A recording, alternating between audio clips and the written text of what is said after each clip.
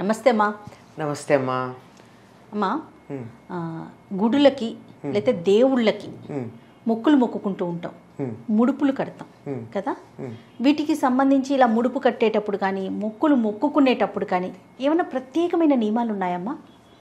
అసలు ముడుపులు కానీ మొక్కులు కానీ ఎందుకు కట్టుకుంటాం అంటే ఏదైనా ఒక సమస్య వచ్చినప్పుడు, లేదంటే ఏదైనా ఒక కోరిక కోరుకున్నప్పుడు పలానా ఆలయానికి వచ్చి, ఇప్పుడు తిరుమల తిరుపతి దేవస్థానం తిరుపతి అనుకుందాం, తలనీలాలు సమర్పిస్తామని, నిలువెత్తు బంగారం సమర్పించుకుంటామని అట్లా అట్లా మొక్కుకుంటాం కదా. అంటే మనకి ఏదైనా ఒక సమస్య ఉన్నప్పుడు లేదా కోరిక ఆపద వచ్చినప్పుడు ఏదైనా ఒక కోరిక అనుకున్నప్పుడు కదా మొక్కుకుంటాం. దీనికి ఏమైనా అంటే నియమాలు అట్లా ఏమైనా ఉంటాయా? ఇప్పుడు ప్రత్యేకంగా మొక్కుకోవడానికి పెద్ద నియమం ఏం లేదు, కానీ ప్రత్యేకమైన కోరిక ఉందండి. ఇప్పుడు ఆపద వచ్చిందమ్మా, మనం అట్లా పెడుతున్నాం, పాము ఎదురుపడింది. ఇప్పుడు నేను ఓ నియమం ప్రకారం వెళ్ళి మొక్కుకుంటాను, నియమం ప్రకారం వెళ్ళి నేను ముడుపు కడతాను అంటే పాము ఆగుతుందా అంతసేపు? తన ప్రతాపాన్ని చూపిస్తుంది ఉంది. అసలు తర్వాత మనం ఉండాలిగా. అదే కదా. అక్కడ క్షణాన నన్ను ఈ గండం నుంచి గట్టెక్కిస్తే నాయన నీ కొండకు వస్తాను అని మొక్కుకున్నాం అనుకో, ఆ మొక్కుకోవడానికి అక్కడ నీకు నియమం ఏం లేదు. ఒకటే నియమం, త్రికరణ శుద్ధి. అంటే నువ్వు మనస్సులో అనుకోవడం, నోటితో అనడం, తర్వాత చేత్తో చేయడం. అంటే ఇవాళ చేత్తో అని కాదు, రేపు పొద్దున్న నడక, శరీరంతో వెళ్ళడం.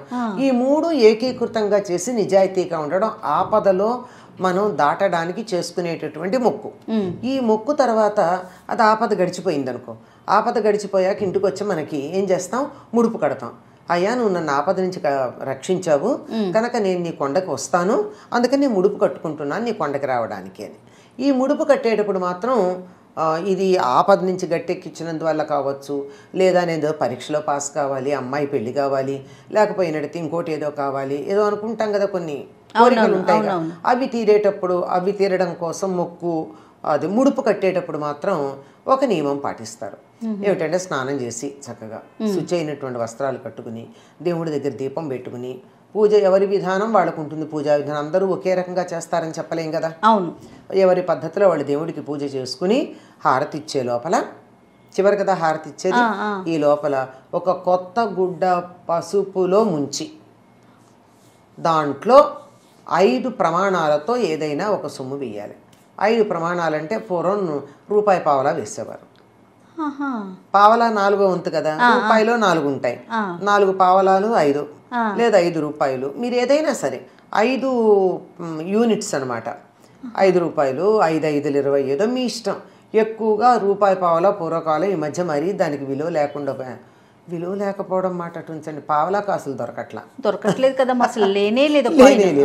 అందుకని 5 రూపాయలు ఏదో ఒకటి. ఇది రూపాయలు కాగితాల కన్నా బిళ్ళలు అయితే బాగుంటాయి. లేదా ఎక్కువ పెట్టుకున్నాం అనుకో, అది ఎక్కువ పెట్టుకున్నది కాగితం పెట్టినా 1 రూపాయి అయినా బిళ్ళ పెట్టాలి. అది పెట్టి ఆ పసుపు గుడ్డ పసుపులో తడిపి ఆరేస్తే ఆరుతుంది. ఉంది ఇంత పసుపు నీళ్ళలో తడిపితే చిన్న గుడ్డ ఆరుతుంది. దాన్ని అక్కడ పెట్టి దాంట్లో ఈ సొమ్ము పెట్టి అక్షతలు వేసి, అదే పసుపు కుంకుమ వేసి దాన్ని మూట కడతారు. కట్టి అక్కడ దేవుడి దగ్గర పెట్టుకుంటారు. అంటే అది చూసినప్పుడల్లా మనం మర్చిపోకుండా గుర్తొస్తుంది ముడుపు. అంటే ముడుపులో అర్థం ఏమిటంటే, ఒకళ్ళకి నేను ఇస్తాను అని వాగ్దానం చేసి ముట్టుకోకుండా పక్కకి పెట్టడం. అలా అది. ఇప్పుడు ఏదన్నా, ఇప్పుడు ఎవరో ఉన్నారు, వాళ్ళకి నేనేదో ఇద్దాం అనుకున్న పెద్దవాళ్ళు, అప్పుడు కూడా ఏం చేస్తాం, ఇది వాళ్ళకి ఇస్తామని చెప్పి అక్కడ మళ్ళీ మిగిలిన వస్తువుల్లో కలిపి పెట్టకుండా చూడగానే రోజు గుర్తొస్తూ ఉంటుంది, వీళ్ళకి ఇవ్వాలి దాన్ని కూడా ముడుపు కట్టామంటారు. అంటే నిత్య వ్యవహారంలో అప్పుడప్పుడు అంటారు, ఇదిగో నీకోసం ఈ చీర ముడుపు కట్టి ఉంచాను, నీకోసం ఈ పండు ముడుపు కట్టి పెట్టాను అని చెప్తూ ఉంటామే. అంటే నీకు తప్ప ఇంకొకళ్ళకి ఇవ్వను, సెపరేట్ చేశాను, నీకు ఒక మూట కట్టి దాన్ని బంధించి ఇంకొకళ్ళకి వెళ్లకుండా నీకోసం అట్లా పెట్టేశాను. It is closed for others. నీది క్లోజ్ చేయడానికి ముందు నీ పేరు తలుచుకున్నా, నీకు తప్ప ఎవరికి ఇవ్వనని. అది దేవుడికి ఇచ్చేటప్పుడు కూడా అట్లాగే పెడతాం. ఇది దేవుడి దగ్గర ఎదురుగా కనుక పెట్టుకున్నట్టయితే మనం పూజ చేసినప్పుడల్లా, దేవుడి దగ్గరికి వెళ్ళినప్పుడల్లా మనకి అది కనపడుతూ ఉంటుంది, మనకు గుర్తొస్తూ ఉంటుంది. సాధారణంగా మనము మొక్కుకునేది, ముడుపులు కట్టేది, ఏదన్నా ఆపదలు వస్తే వెంకటేశ్వర స్వామి కట్టుకుంటూ ఉంటారు. ఎందుకంటే ఆయన పేరే ఆపద మొక్కులవాడు. అంచేత ఆపద రాగానే ఆయనకు మొక్కుకుంటారు. పెళ్ళిళ్ళు అవి గనక అయ్యేటట్టయితే ఇంట్లో వినాయకుడికి ముడుపు కడతారు. తెలుసు కదమ్మా. అవును. వినాయకుడికి ముడుపు కట్టేది ఏం కడతారమ్మా? బియ్యం కడతారు.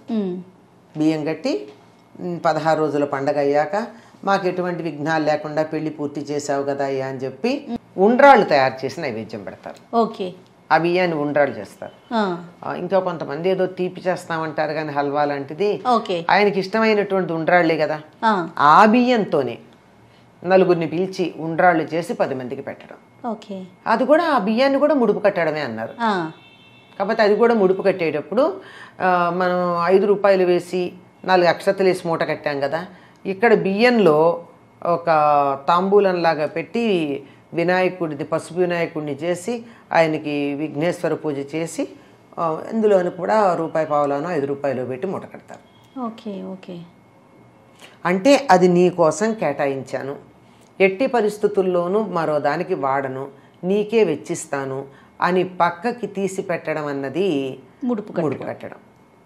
ముడుపు మాత్రం ఆ బట్టతో ఇట్లా ముడుపు కట్టేటప్పుడు మాత్రం తప్పనిసరిగా స్నానం చేసి శుచిగా ఉండి దేవుడి దగ్గరే చేయాలి. ఆ పని మొక్కుకోవడం ఎక్కడైనా చేయొచ్చు.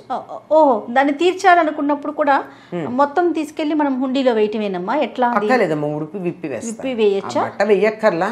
కొంతమంది ఇప్పుడు ఈ మధ్య కాలంలో మరీ చాదస్తాలు ఎక్కువైనాయిగా, ఆ చాదస్తాలు ఎక్కువై ఆ మూటగా వేస్తున్నారు కానీ మామూలుగా దాన్ని వేసేయచ్చు. కానీ వెంకటేశ్వర స్వామికి ఈ రోజుల్లో రూపాయి పావులోనో 5 రూపాయలు వేస్తామా మనం? అది పెట్టుకుంటాం, మనం వేయదలుచుకుంది వేరేది కూడా కలిపి వేస్తాం. అవునవును. తలనీలాలు కూడా ముఖ్యంగా ఆయనకే సమర్పిస్తాం కదా. అవునమ్మా. దీని వెనకాల ఏమన్నా ఉందమ్మా? అమ్మ, సాధారణంగా ఆడవాళ్ళు జుట్టు ఇవ్వరు. మగవాళ్ళు కూడా పూర్వకాలం ఇప్పట్లాగా కట్ చేసుకునేవాళ్ళు కాదు కదా, అందరూ పెంచుకునేవాళ్ళు. అవును అవును. అయితే ఆ తలనీలాలు ఇవ్వడంలో ఉద్దేశం ఏమిటంటే జుట్టు మనిషి యొక్క రూపురేఖల్ని మార్చేస్తుంది. ఫేస్ కట్ అంటాం, అది మారిపోతుంది. సాధారణంగా ఎవరు ఇష్టపడరు జుట్టు తీయడానికి. అటువంటిది నాకు ఎంత కష్టం వచ్చిందంటే, నా అందం పోయినా, నేను అసహ్యంగా కనపడ్డా, నా రూపురేఖలు మారిపోయినా నా బతికించావు కదా, నేను నీకు జుట్టు ఇచ్చేస్తాను అని చెప్పి ఇవ్వడం అనమాట. అది ఒకటి. అందం మొదలైన వాటి సంగతి ఉంచేస్తే జుట్టు ఇచ్చేయడం అన్నది తన అహంకారాన్ని పూర్తిగా వదిలేయడం. ఒకప్పుడు ఎవరినన్నా అవమానం చేయాలంటే జుట్టు గొరిగించేవాళ్ళు. ఈ మధ్యకాలంలో కూడా మనం కొన్ని అట్లాంటి కేసులు విన్నాం. ఆ జుట్టు తీసేయడం అన్నది అహంకారం తీసేసినట్టు, అసలు సిగ్గుపోయినట్టు. నేను నీకు ఎంతగా రుణపడి ఉన్నానంటే నా అహంకారాన్ని నీకు ఇచ్చేశాను, నీ దగ్గర నాకు సిగ్గేమిటి, నేను పూర్తిగా నీకు దాసోహం అని చెప్పడానికి జుట్టు ఇచ్చేస్తారమ్మా. నమస్తే అమ్మా. నమస్కారం తల్లి.